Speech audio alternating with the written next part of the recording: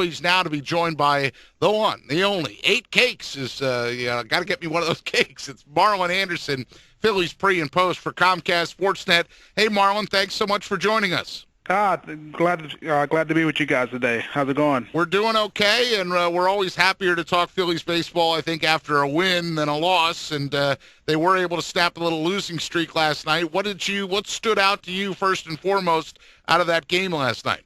I just think Tyler Goodell's swinging of the bat, having all 3 RBIs, the home run, the opposite field was definitely great. But the way Hellickson came out and kept the whole game in check pretty much, that was the biggest thing for them. They've been getting good pitching, hadn't been scoring quite enough runs, but Tyler Goodell's 3 RBIs, that stood out. But yeah, it's good to see them to get a W because they have been pitching pretty good and just hadn't been getting the bats going.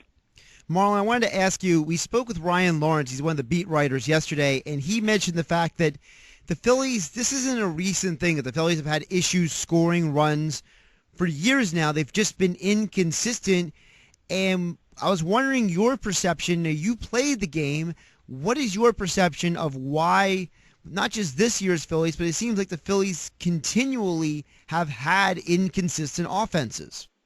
Oh, well, when it's consistent and it's the same guys, players on the field, players are the ones that are responsible for getting the job done, making adjustments, and getting everything done the right way, and you can look back as far as their recent or not so recent, the last 4 or 5 years of Ruben Amaro's drafts.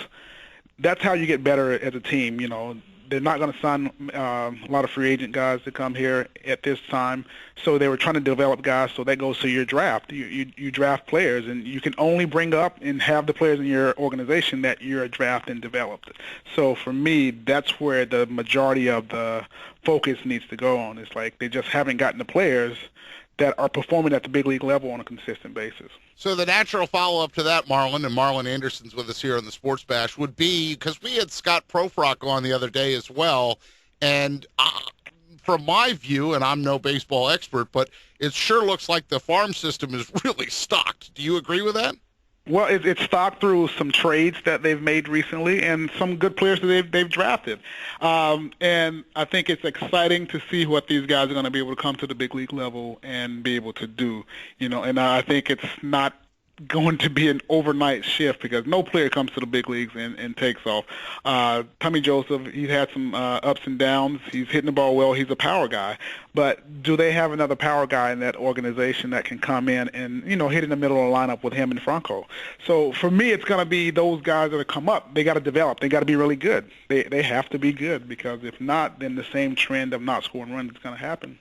Now, you were a prospect once. I'm sure it's a few years have gone by since that time, but quite a few. You can remember what that was like. Well, what do you think it's like for a guy like Nick Williams right now, or a guy like Cousins, or these guys? It's a different because they see their name in Twitter, or they see their name on Facebook reports, or all these blogs now, and I mean, it could go to your head.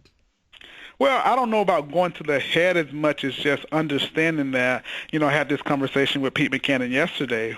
When you're a prospect, that's what you are, a prospect. But when you get to the big leagues, it's all about getting the job done. There's no more prospect status. So the pressure changes, and what is looked upon from players is different once you make it to the big leagues. And I think that's what these guys have to understand, that, you're a prospect and it sounds great and you're hearing your name everywhere, but it absolutely means nothing if you can't come to the big leagues and perform.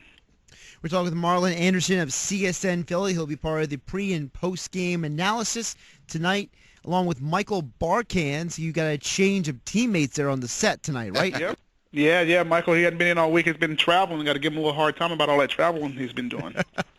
So, Marlon, if I can ask you, kind of stick a little bit with the idea of the guys in the minor leagues.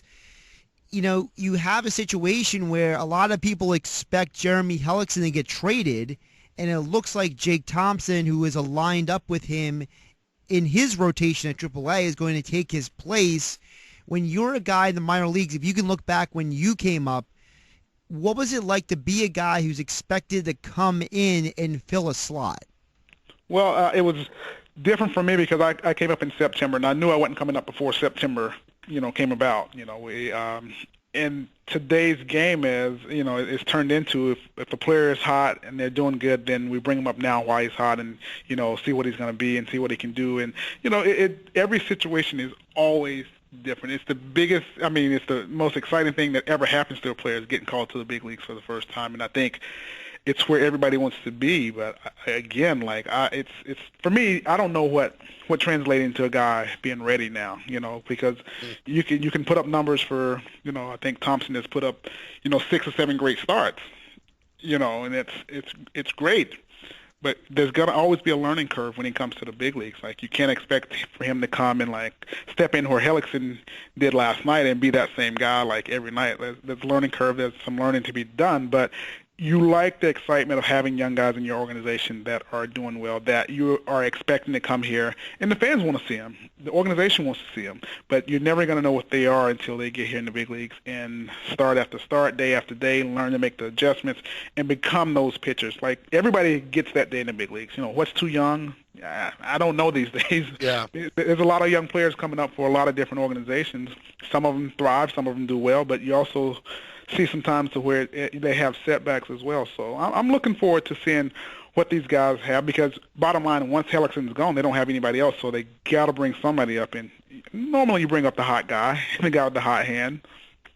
And Jake Thompson would certainly qualify as that. We're talking with Marlon Anderson, a little Phillies baseball, as the Phillies are home tonight with the Marlins. So, Marlon, we had talked about a little hitting earlier, and you had mentioned Tyler Goodell, and Josh talked about the inconsistent offense. Well, here Tyler Goodell has a great ball game last night, and now Herrera's right back at the top of the lineup tonight. No, it had nothing to do with, again, you have to understand the process of what happens in a team. Herrera needed a day off. It was a lefty pitching. He had been struggling, striking out a lot. It's the right move to put Tyler in, but one game is not going to make him the guy that needs to be in the lineup now. And it doesn't work like that. Other guys have been more consistent. They got time with him. He's a Rule 5 guy.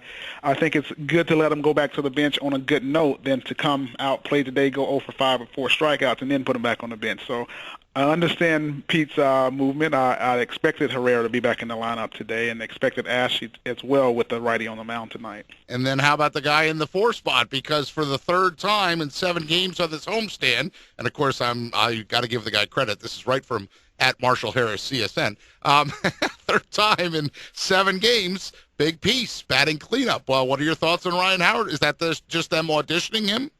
I think it has to be. I think it's, Joseph swinging the bat well today. I don't know what Ryan's numbers are against today's starter, but that may have something to do with it as well. But there's always a calculated reason that you do everything you do. And for me, today with Ryan starting, it's just, it is what it is. There's a reason, a rhyme and reason for it. I don't know, just kind of looking at it. But it doesn't surprise me. I think, you have to audition Ryan and let him, hopefully have some good at-bats and maybe do something. Maybe a team is calling and want to see him have a few more at-bats before the deadline. Things like that happen as well. So, whatever it is, I think it's a good idea to try to make him look as good as possible and hopefully be able to move him as well during the trade deadline. Now, how much does the manager then communicate that to the player? Because I know you said you talked to Pete, so you've had face-to-face conversations or visits with him to, kind of pick his brain. You had other managers when you played that, you barely saw the guy except for the night, there he is at the end of the dugout, right? I mean, there's different styles. How much do you think Pete communicates that kind of stuff? It's different styles. I don't know if, again, I don't know if it's pertinent. I don't know if it's relevant, or I don't know, because the guy's going to go out there and give his best effort. He's going to try to be prepared and do everything he can to have good results anyways. Telling him that, all teams are looking at you, if you're a veteran guy and you've been around for a while and you know that it's an opportunity, you know there's something on the line. You understand that, and I don't think the manager has to actually tell a guy for him to know it. So the Marlon Anderson of CSN Phillies could be part of pregame and postgame tonight, along with Michael Barkan. I want to ask you about the Phillies' upcoming road trip. This is going to be the last home game they have, and they come back all the way in August. So they're going to be gone for a long time. They're playing the Pirates. They replay the Marlins. They play the Braves, and they come back against the Giants. Marlon, when you have a long road trip like that, what do you prepare for? How does a player prepare for such a long road trip? The biggest thing, bring a bigger suitcase because you're not going to be able to wash on the road. But no, it's with a young team like they have, it's easier and it's better to be at home. I think, guys usually they play better at home. It's easier to make adjustments. You have your apartment, coming in, going out. It's tough to have a long road trip like that. The best part about it is it's not across the country. It is down the East Coast, so it's not going to have that 5-hour, 4-hour flight across country that, could make it worse. But I think, these are teams that are in the division, teams that they're familiar with, the Pirates, cross-state rivalry. I think it's easy to get up for these games and be able to play in them. And, hopefully some Phillies fans will travel across the state over there to Pittsburgh to kind of join them and cheer them on this weekend. Right, Battle of Pennsylvania. So Marlon Anderson's with us. We got 2 to wrap up here, and I get both of them, Marlon. So I guess the first question is, do you still live on ball player time, or did you have to, at some point in your life, adjust your clock to, man, I got to get up at 9. I got to be up. It varies. It varies. When I'm watching Phillies games, I have to kind of do it a little bit. Sometimes I will record them and kind of fast forward through stuff, or I'll look at the Game Zone, MLB.com. I'll use that app and watch condensed games sometimes. It just depends. Depends on what's going on with the family, going on with the kids, going on with the wife. That usually dictates my schedule a little bit more than strictly baseball time. Right. People think it's all baseball all the time. And then I guess I'll finish with this, since I mentioned Marshall Harris, and then Josh did mention that tonight your co-host is Michael Barkan's the host, and you're playing the analyst role. Now, I'm going to tread very lightly here because this is like picking your favorite child. I'm not going to ask you to pick a favorite one, but if you'd like to describe the difference between a Marshall Harris show, a Michael Barkan show, and I'll even throw in the category of other, for when those two guys aren't there, perhaps you could expand on that.